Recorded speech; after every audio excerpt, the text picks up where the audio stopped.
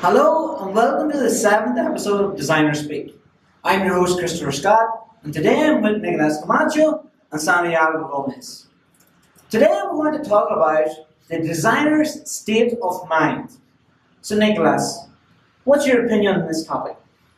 Well, I say designers, the deepest unconscious level, they all want to be visionaries, magicians, sorcerers. Like Harry Potter? Something like shamans. Why? Because I'm a shaman. somehow they believe that through their craft they can change what people think, they can change society, they can actually change the behavior of a certain culture or tribe. But that's the thing, Nicolas. If we believe we can do that, In a deepest unconscious level. but Because otherwise you wouldn't do it. that's Otherwise, true. you That's wouldn't true. do it. I would agree. But okay, we believe or in our conscious that we can do that, but do you actually believe that we can do that?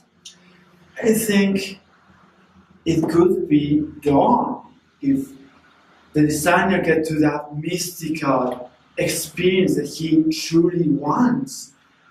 Because then he can make an interconnection, a communication. What communication means sharing something with some other people, but not just sharing, but actually using the right word, that universal language that actually says something to the spirit of the people, maybe to their unconscious, the collective unconscious that everyone shares, and then society, probably that person will hear the message, and that in that moment that person will feel a communion with society, with himself, and with the other people. And I think that's what every designer craves inside of. Of course, they crave that other people view or they share a message or with what the person's.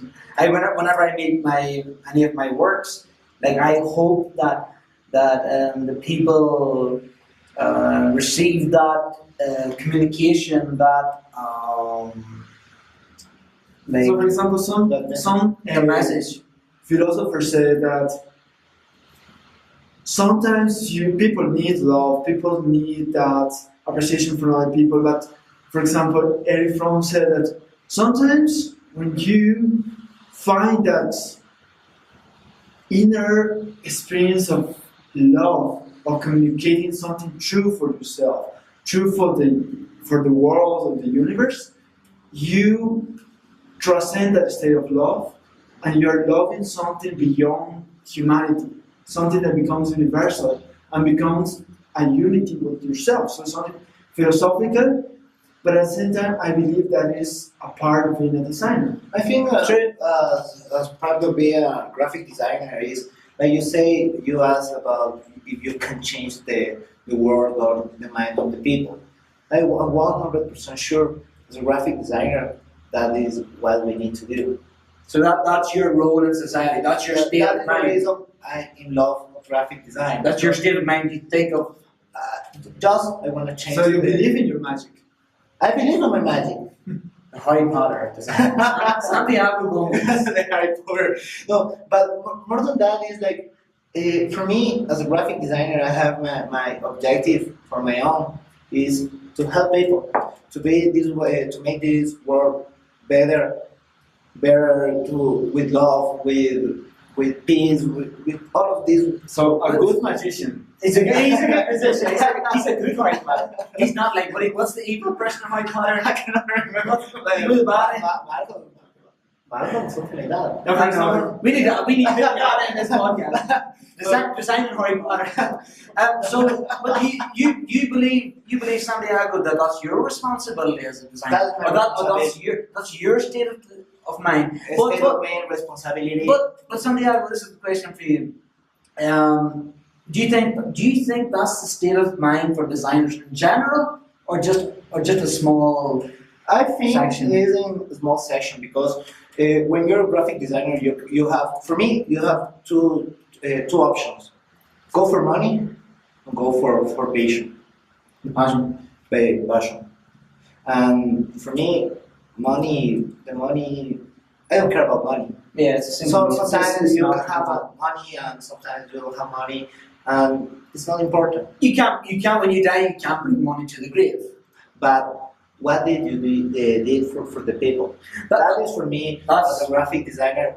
Why the people ask me sometimes why I am a graphic designer, and I respond like I'm a graphic designer to change people, to change the mind, to make a better world with a simple posters.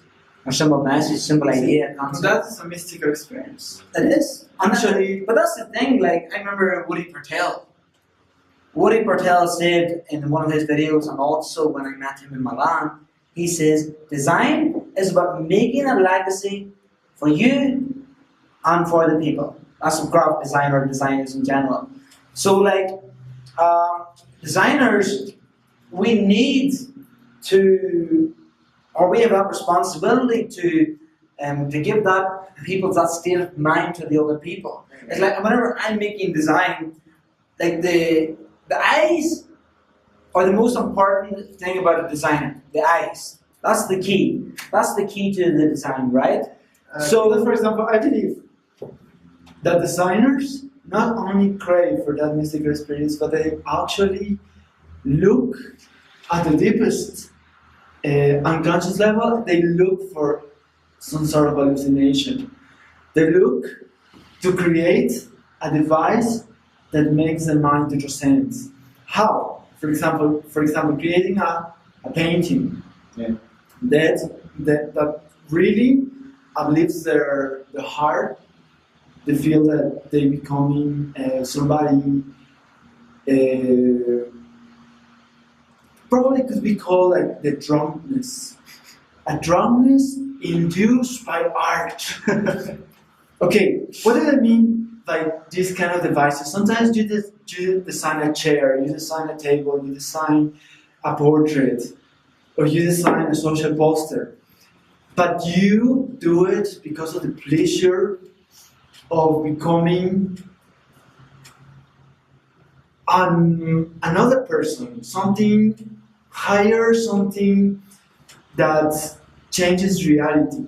So I think that it is about the experience and actually about the believing that you can make a change into society or another people. But that's what you hope to happen. I'm going to say something. Believing and make the execution. Because you can believe, but if you don't do nothing. Yeah, that's true. Because if you make something, and what we said in the other podcast about the importance of social media is that if you don't share your work, if you don't believe it and you put it out into the world, then it's not gonna make any decisions. But like what I was saying before about the eyes are the key to design for me is because you have to understand designers have to have the state of mind that other people have eyes. Yeah. And they visualize what you make. So designers need to understand that. We make visual creations. So a designer's state of mind needs to be that other people see what you make. So that's why for me, and I agree with you, Santiago, is that whenever I feel I have that responsibility to make the world a better place. So that's my state of mind always. I don't care. I don't care about money. I don't care about having a famous career. I don't care about having an ego. I don't care about all these things. I just care. My state of mind is always to make the world in general a better place. It's like making whenever I die in whatever years, I want people to look back and they say, okay, Christopher Scott was a graphic designer and he made work to intend that his objective, sometimes it failed, sometimes it succeeded, but that he made work that tried to make the world a better place. And I feel that's my state of mind, but that's not just designer's state of mind. That should be the world's in general state of mind. So I believe that actually designers and non-designers should have that same state of mind. Like we should always try to be better. But I'm going to say something about the people are selfish. They But just want to. not everyone, Santiago. Most of the people are selfish. I mean, in terms of knowledge, all the people is like, if you learn something about, I don't know, clothing on Illustrator, right?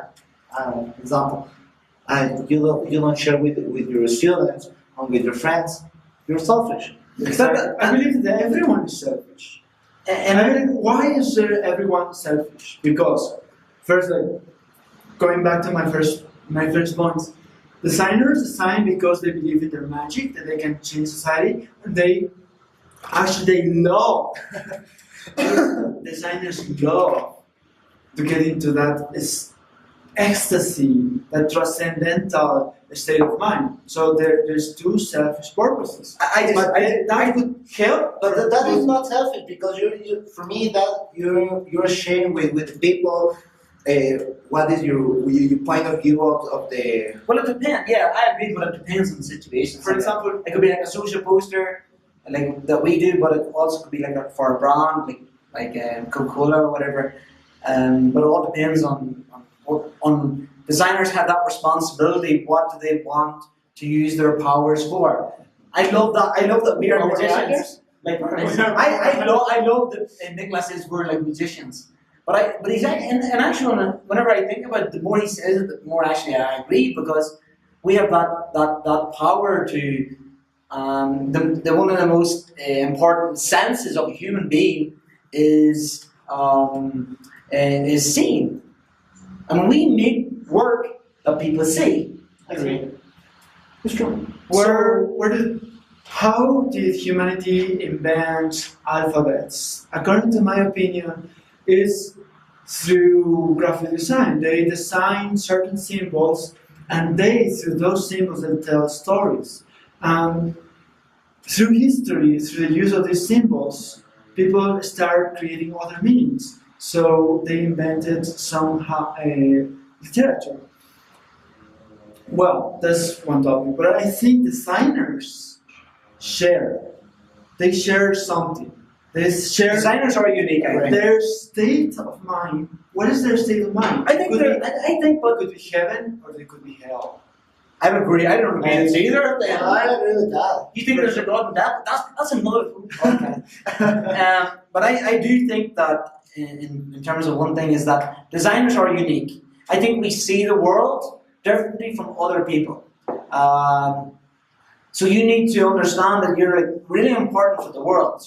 And you have a state of mind that is perhaps different from other people. And in certain aspects we're the same. But I would like to thank Nicolas and Santiago for joining me here today. It's been a really interesting episode. Please like our Facebook and comment on our YouTube. Comment and say what you want us to talk about because we want to talk about what you want to hear. So thank you very much, guys. We are Designer Speak. Bye. Bye, guys.